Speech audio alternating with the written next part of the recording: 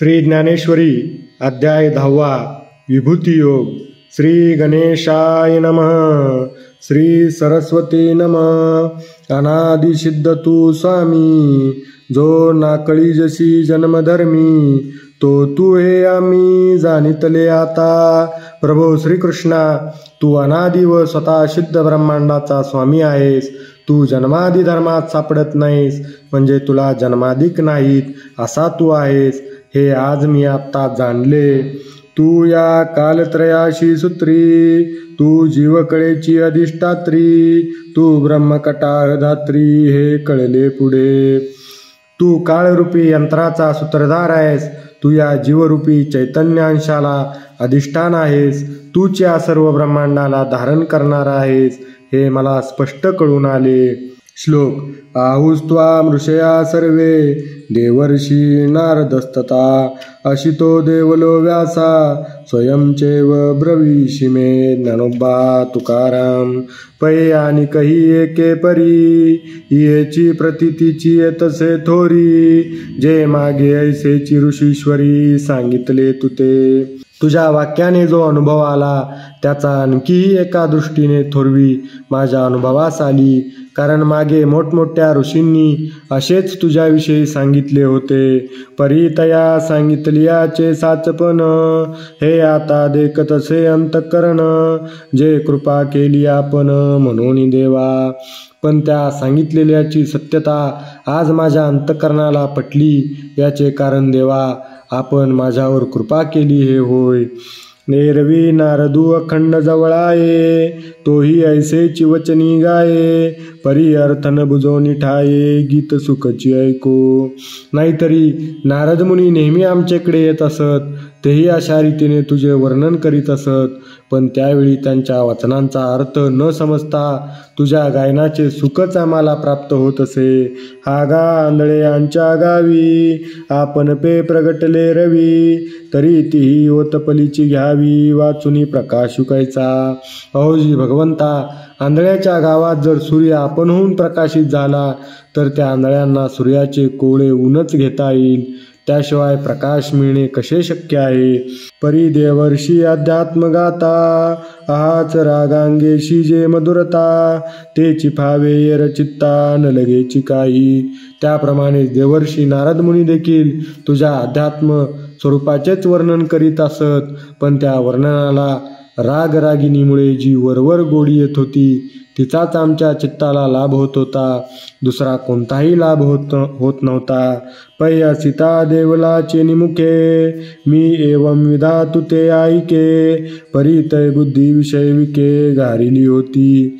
तसेच असित देवल या ऋषींच्या मुखाने असेच तुझे वर्णन आम्ही ऐकत असू. पण त्यावेळी आमचे अंतःकरण विषयरूपी विषाने व्यापले होते. विषय विषयाचा पडी पाडू, गोड परमार्थू लागे कडू, कडू विषय तो गोडू जीवाशी झाला. विषयरूपी विषाचा एवढा प्रताप आहे की जीवाला परमार्थ गोड असून कडू वाटतो व विषय कडू असूनही गोड वाटतात. आणि हे अनेकांचे काय सांगावे, रावळा आपणची येऊनी व्यास देवे, तुझे स्वरूप आगवे सर्वदा सांगिजे. भगवंता, दुसऱ्याचे कशाला सांगू. पुष्कळदा स्वतः भगवान व्यासांनी आमच्या राजवाड्यात येऊन तुझ्या स्वरूपाचे सदा संपूर्ण वर्णन करीत केले आहे. परी तो अंधारी चिंतामणी देखिला, जेवी नव्हे या बुद्धी उपेक्षिला, पाठी दिनोदयी ओळखिला होय म्हणून. पण ज्याप्रमाणे अंधारात चिंतामणी पडला असता, तो चिंतामणी नव्हे या बुद्धीने उपेक्षा होते. नंतर उजाडल्यावर तो चिंतामणीच होय असा ओळखला जातो. तैसी व्यासादिकांची बोलणी, तिया मजपाशी चिदरत्नांची आखाणी, परी उपेक्षिल्या जात होतिया तरणी, तुझविन कृष्णा. त्याप्रमाणे व्यासादिकांची बोलणी म्हणजे मला प्राप्त झालेल्या चैतन्यरूपी रत्नांच्या खाणीच होत्या. पण हे श्रीकृष्णा, तुझ्या सूर्यप्रकाशाच्या भावी त्यांची उपेक्षाच होत होती. श्लोक. सर्वमेत द्रुतं मन्ये यन्मां वदसि केशव, नहि ते भगवन व्यक्तिं विदुर्देवा न दानवा. ज्ञानोबा तुकाराम. ते आता वाक्य सूर्य कर तुझे फाकले, आणि ऋषी मार्ग होते जे कतिले, तया आगवियाचे चिपिटले अनोळखपण. तेच आता तुझे वाक्यरूपी सूर्यकिरण माझ्या अंतकरणात फाकल्यामुळे पूर्वी ऋषींनी जे मार्ग सांगून ठेवले आहेत त्या सर्वांची आज ओळख पटली. म्हणजे त्यांनी जे तुझ्या स्वरूपाचे पूर्ण ब्रह्मत्वाने वर्णन केले होते ते सर्व यथार्थ होते याचा आज मला अनुभव आला. जी ज्ञानाचे बीज तयाचे बोल, माझी हृदय भूमिके पडिले सकोल, वरी ये कृपेची झाली ओल, म्हणून संवाद फळेशी उठले. देवा, त्या ऋषींचे बोलणे हे आत्मज्ञानाचे बीज होय. ते माझ्या हृदयरूपी भूमीत खोल पडले व त्यावर तुझ्या कृपेचा ओलावा मिळाल्यामुळे ते बीज अंकुरित होऊन ते सर्व संवादरूपी यथार्थ बोधाने फलद्रूप झाले. अहो नारदादिका संता, त्यांची या उक्ती रूप सरिता, मी महोदधी झालो अनंता संवाद सुखाचा. देवा, नारदादी संतांच्या वचनरूप नद्यांना मी एक वाक्यतारूप संवाद सुखाचा समुद्र झालो. प्रभू आगवेनियेने जन्मे, जिये पुण्ये केली मी या उत्तमे, तयांची न ठकतीची अंगी कामे सद्गुरु तुआ. देवा, या आणि मागील सर्व जन्मात जेवढे काही निष्काम पुण्य केले असेल त्याचे सद्गुरु प्राप्ती हे जे फळ ते कधी होत नाही असे नाही. म्हणूनच तू मला सद्गुरु प्राप्त झालास. एरवी वडील वडिलांचे निमुखे, मी सदा तुते कानी ऐके, परी कृपा न कीजेची तू ऐके, तव नेनवेची काही. वस्तुतः वाडवडिलांच्या मुखाने मी तुझ्या स्वरूपाचा महिमा सदा कानाने ऐकत होतो, पण जोपर्यंत तुझी कृपा झाली नव्हती तोपर्यंत मला तुझा महिमा कळू शकला नाही. म्हणून भाग्य जैसानुकूळ, झालिया केले उद्यम सदा सफळ, तैसे श्रुतादित सकळ गुरु कृपा साच. म्हणून ज्याप्रमाणे आपले दैव जेव्हा अनुकूल होते तेव्हा केलेले सर्व प्रयत्न सफळ होतात, त्याप्रमाणे श्री गुरुकृपेनेच संपूर्ण श्रवण व पठण केलेल्या वचनांचा यथार्थ बोध होतो. जी बन करू झाडे शिंपी जीवेसाठी, पाडुनी जन्मे काढी आटी, परी फळे शीतेची भेटी, जय वसंतु पावे. देवा, माळ्याने आपल्या जीवाच्या मोबदल्याने म्हणजे झाडाचे जगणे तेच आपले जगणे असे समजून झाडांना पाणी घातले आणि जन्मासाठी जन्म घेऊन असेच कष्ट केले, तरी पण एवढ्या कष्टानेही झाडांना फळे येतातच असे नाही. ते वसंत ऋतूच्या स्वाधीन आहे. अहो विषमा जय ओट पडे, तै मधुर ते मधुर आवडे, पै रसायने तै गोडे, जय आरोग्य देई. त्याचप्रमाणे देवा, त्रिदोषाची विषमता कमी झाली असता मधुर रस मधुर लागतो आणि देहाच्या ठिकाणी आरोग्य असले तरच रसायन परिणामकारक होते. का इंद्रिये वाचा प्राण, या झालियांचे तैची सार्थकपण, जय चैतन्य येऊन आपण संचरे माझी. चैतन्य शरीरात प्रवेश करते तेव्हाच इंद्रिये वाणी प्राण यांचे असण्याचे सार्थक होते. तैसे शब्दजात आलोडिले, अथवा योगाधिक जे अभ्यासिले, ते तैची म्हणो ये आपुले, जय सानुकूळ श्री गुरु. त्याप्रमाणे मनुष्य जेवढे काही शास्त्रावलोकन करतो किंवा योगाधिक मार्गाचा अभ्यास करतो तेवढे सर्व श्रीगुरूची कृपा झाली तरच खरोखर आपल्या स्वाधीन होते. ऐसे झालिये प्रतितीचे निमाजे, अर्जुन निश्चयाची नाच तुषे भोजे, तेवीची म्हणे देवा तुझे वाक्य मज मानले. श्री गुरुकृपेने शब्द यथार्थ समजू शकतात. या आलेल्या अनुभवाने अर्जुन मत्त होऊन दृढ निश्चयाची मूर्ती होऊन नाचू लागला व तसेच देवा तुझे म्हणणे मला पटले असे म्हणू लागला. तरी साचची हे कैवल्यपती, मज त्रिशुद्धी आली प्रतीती, जे तू देवदानवांची मती जोगा नवशी. हे कैवल्याचे स्वामी भगवंता, तरी तू खरोखरच देवदानवांच्या बुद्धीस आकलन होण्यासारखा नाहीस. हे त्रिवार सत्य आहे असा मला अनुभव आला. तुझे वाक्य व्यक्ती न येता देवा, जो आपुलिया जाणे जाणीवा, तो कहीची नो हे मदभावा भरवसेनी आले. तुझ्या कृपेने जोपर्यंत तुझ्या वचनाचा यथार्थ व स्पष्ट बोध होत नाही तोपर्यंत आपल्या बुद्धीनेच जाणण्याचा एखाद्याने कितीही प्रयत्न केला तरी त्याला त्याचा यथार्थबोध कधीही होणे शक्य नाही हे मला निश्चित कळून आले. श्लोक. स्वयमेवात्मनात्मानं वेत्थ त्वं पुरुषोत्तम भूतभावन भूतेश देवदेव जगत्पते. ज्ञानोबा तुकाराम. येत आपुले वाडपण जैसे आपणची जाणीजे आकाशे कामी तुली घनवटायसे पृथ्वीची जाणे. ज्याप्रमाणे आकाश आपला अफाट विस्तार आपणच जाणू शकते किंवा मी इतकी घन आहे असा आपला घनवटपणा पृथ्वीच जाणू शकते, तैसा आपुले सर्व शक्ती तुझ तूची जाणशी लक्ष्मीपती हे रवेदाधिकमती मिरवती वाया. त्याप्रमाणे भगवंता आपल्या सर्व शक्ती सामर्थ्याला तूच एक जाणू शकतोस. बाकीचे ते वेदाधिक शास्त्रे तुला जाणण्याचा अभिमान व्यर्थच वागवतात. आगा मनाते मागा सांडावे पवनाते वावी मवावे आधी शून्य तरोनी जावे केवते बाही. मनाला मागे कसे टाकता येईल, वाऱ्याला हाताने कसे मोजता येईल, भाऊंच्या बळावर सृष्टीपूर्वीची शून्यस्थिती कशी तरून जाता येईल, तैसे हे तुझे जाणणे आहे म्हणून कोणाही ठाऊके नोहे. आता तुझे ज्ञान होय तुझची जोगे.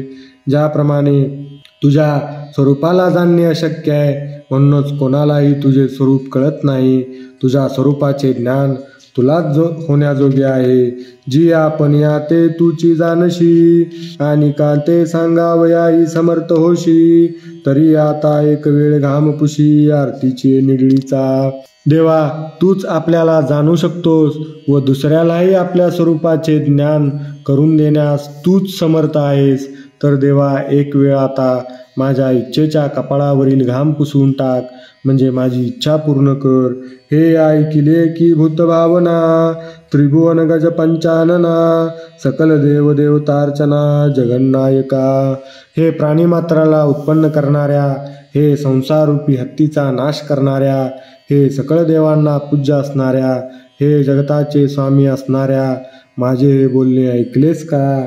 जरी थोरी तुझी पाहता हो तरी पाशी उभे ठाकावयाही योग्य नो हो. या स्वच्छता जरी विनू उभी हो तरी आन उपायो नाही. अनुभवलेल्या तुझ्या थोरवीकडे लक्ष दिले असता तुझ्यापाशी उभे राहण्यापुरती देखील आमची योग्यता नाही. या अपात्रतेचे वाईट वाटून जरी तुम्हाला विनंती करायला भ्यालो तरी पण त्या वाचून दुसरा उपायही नाही. भरले समुद्र सरिता चौकडे परिते बापियाशी कोरडे का जैमे गोणी थेंबुटा पडे तै पाणी की तया.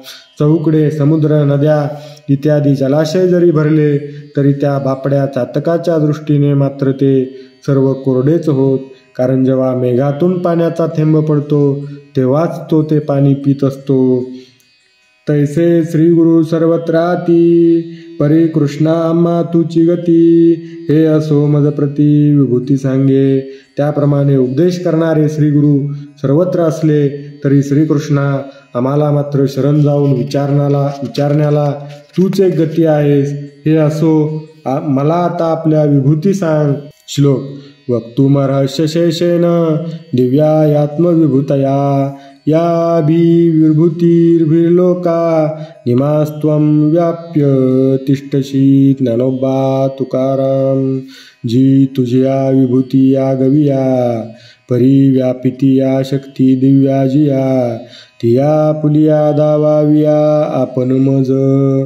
देवा दिव्य शक्तीने व्यापून असलेल्या ज्या तुझ्या संपूर्ण विभूती आहेत त्या आपल्या आपण मला दाखवाव्यात. जिही विभूती या समस्ता लोकाते व्यापुनिया हाशी अनंता तिया प्रधाना नामांकिता प्रगटा करी.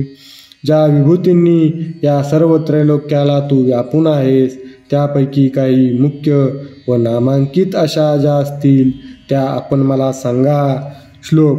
कथं विद्यामहं योगिस्त्वां सदा परिचिंतयन् केषु केषु च भावेषु चिंत्योषि भगवन्मया.